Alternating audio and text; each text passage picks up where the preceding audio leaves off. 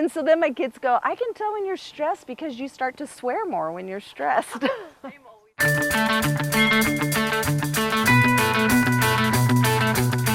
What made me want to do this? I don't know. What made me want to do this? Well,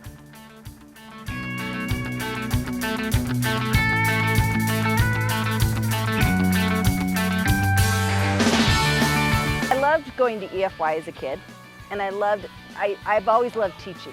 Like, I actually would set up a school and I would play school, and I loved teaching and I loved EFY, and so I wanted to be a speaker.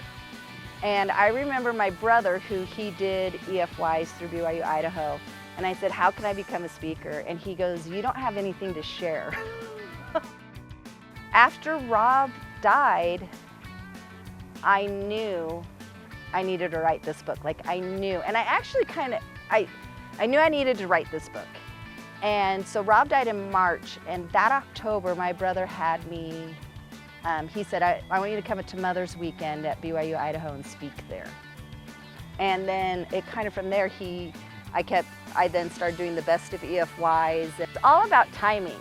And so, but I wanted to start this. I wanted to start teaching this, and from the time I finally did, I wanted to start teaching it in Battleground. It was before Rob died, so it was 13, 14 years ago. That desire came in.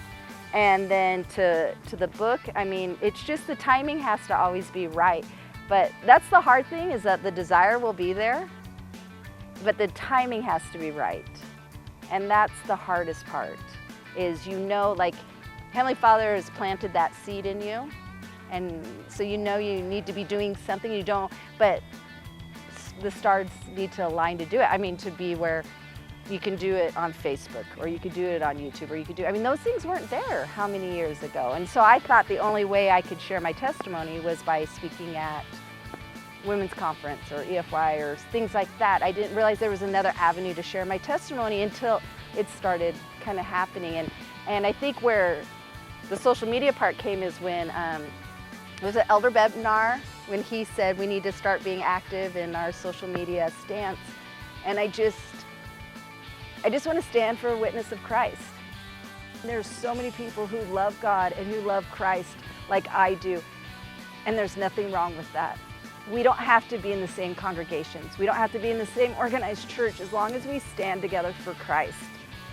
That's what's the most important. And I feel like I need to testify of Christ, because I wouldn't be where I am without it. I mean, He's real. And I want to sing it from the rooftops, and I don't know how else to do it.